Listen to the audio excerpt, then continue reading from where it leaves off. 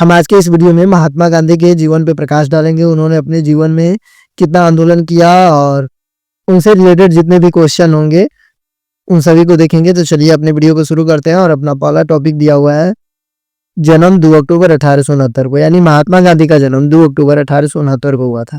महात्मा गांधी का जन्म 2 अक्टूबर 1869 को पोरबंदर गुजरात में हुआ था। आगे दिया हुआ है इनका पूरा नाम मोहनदास करमचंद गांधी था।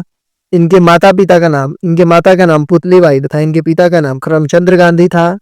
आगे दिया हुआ है इनकी पत्नी का नाम कस्तूरबा बाई था। कस्तूरबा बाई से इनका शादी 1883 में हुआ जब इनका उम्र 14 वर्ष था।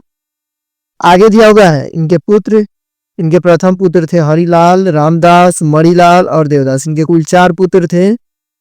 आगे दिया हुआ है गांधी जी के निजी सचिव कौन थे। इसका सही उत्तर होगा महादेव देसाई। 1917 से 1942 तक थे और प्यारेलाल नैयर 1942 से लेके इनके मृत्यु के समय तक इनके निजी सचिव के रूप में काम किए थे। आगे दिया हुआ है महात्मा गांधी दक्षिण अफ्रीका कब गए। तो इसका सही उत्तर होगा महात्मा गांधी अप्रैल 1893 में दक्षिण अफ्रीका गए थे। आगे दिया हुआ है भारतीय व्यापारी दादा भाई अब्दुल्ला के कानूनी मामला में पैरवी के लिए महात्मा गांधी अप्रैल 1893 में भारत गए थे।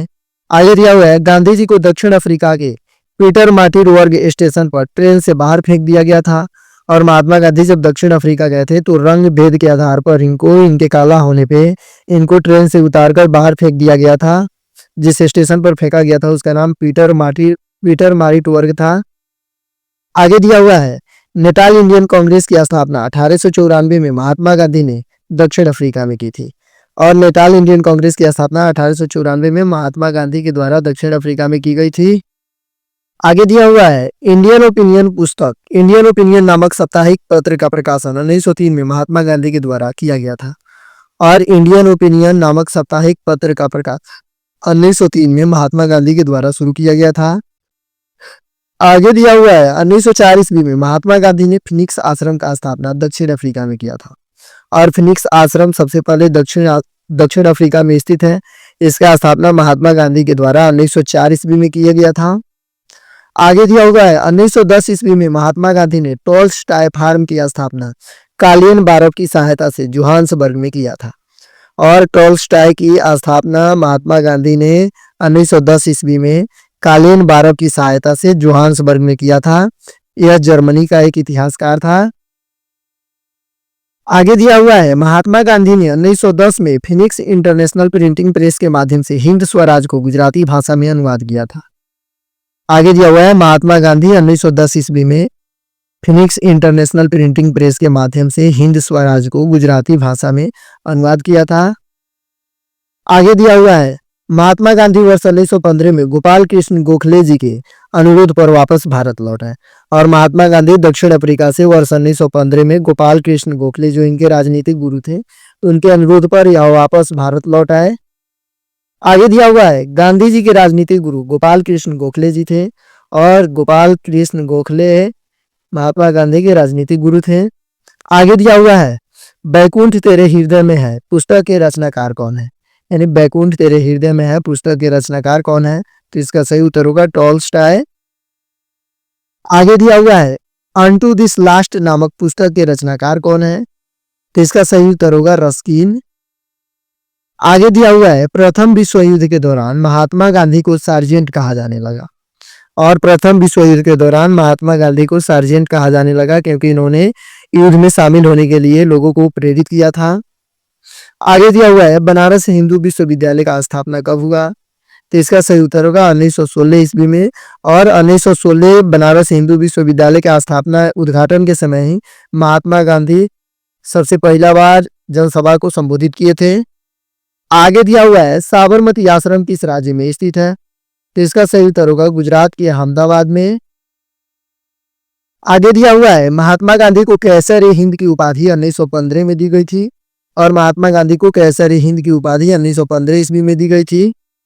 यह उपाधि उन्हें दक्षिण अफ्रीका में एम्बुलेंस सेवाओं में उनके योगदान के लिए दी गई थी और यह उपाधि उनको दक्षिण अफ्रीका में एम्बुलेंस सेवाओं में योगदान देने के लिए दी गई थी। आगे दिया हुआ है यंग इंडिया पुस्तक का अंग्रेजी में अनुवाद किसने किया था।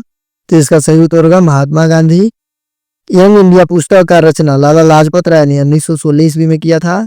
और यंग इंडिया के जो वास्तविक लेखक हैं वह लाला लाजपत राय थे। इन्होंने इस पुस्तक को 1916 में लिखा था और बाद में महात्मा गांधी ने इसको अंग्रेजी भाषा में अनुवाद किया। आगे दिया हुआ है, महात्मा गांधी ने हरिजन पत्रिका का संपादन 1933 में प्रारंभ किया था। और महात्मा गांधी हरिजन पत्रिका का संपादन 1933 ईस्वी में प्रारंभ किया था।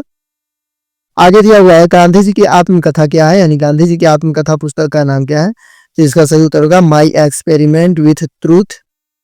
आगे दिया हुआ है, महात्मा गांधी ने 1917 में चंपारण सत्याग्रह का नेतृत्व किया था। और महात्मा गांधी 1917 ईस्वी में चंपारण सत्याग्रह का नेतृत्व किया था। इस सत्याग्रह में उन्होंने चंपारण के किसानों को तीन कठिया प्रणाली से मुक्त कराया गया था। एग्जाम में क्वेश्चन पूछा जाता है, चंपारण सत्याग्रह हुआ था तीन कठिया प्रणाली को समाप्त करने के लिए, चंपारण में हुआ था। चंपारण बिहार में स्थित है। आगे दिया हुआ है, अहमदाबाद मिल मजदूर हड़ताल कब हुआ था। तो इसका सही उत्तर होगा 1918 ईस्वी में। आगे दिया हुआ है, खेड़ा सत्याग्रह कब हुआ था। तो इसका सही उत्तर होगा 1918 ईस्वी में।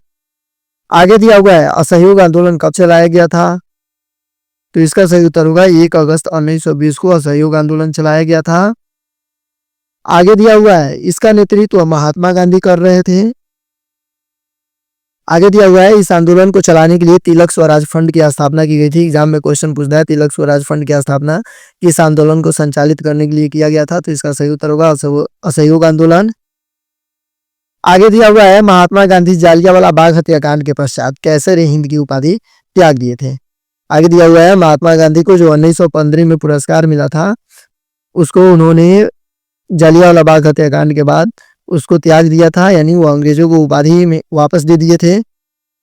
आगे दिया है, गांधी जी ने सविनय अवज्ञा आंदोलन का शुरुआत 12 मार्च 1930 को किया था। और गांधी जी सविनय अवज्ञा आंदोलन का शुरुआत 12 मार्च 1930 को किया। आगे दिया हुआ है, सविनय अवज्ञा आंदोलन 7 अप्रैल 1934 को बंद कर दिया गया। और सविनय आंदोलन को पूर्ण रूप से 7 अप्रैल 1934 को बंद किया गया। आगे दिया हुआ है, गांधी जी स्वतंत्रता के दिन बंगाल के नोआखली में थे। और गांधी जी स्वतंत्रता के दिन बंगाल के नोआखली जगह पे स्थित थे। आगे दिया हुआ है, गांधी जी को 30 जनवरी 1948 को नाथूराम गोडसे ने गोली मार दिया। और गांधी जी को 30 जनवरी 1948 को नाथूराम गोडसे नामक एक आदमी ने गोली से उड़ा दिया। आगे दिया हुआ है, 2 अक्टूबर 2005 को दक्षिण अफ्रीका पीटर मार्टिरबर्ग स्टेशन पर गांधी जी की प्रतिमा लगाई गई। और दक्षिण अफ्रीका के पीटर मार्टिरबर्ग जिस स्टेशन पर इनको फेंका गया था उसी स्टेशन पर 2 अक्टूबर 2005 को इनका प्रतिमा यानी मूर्ति लगाया गया। आगे दिया हुआ है, भारत का एकमात्र समाचार पत्र हिंदू जिसने गांधी जी के मृत्यु के बाद पहले पन्ने पर जगह नहीं लिया।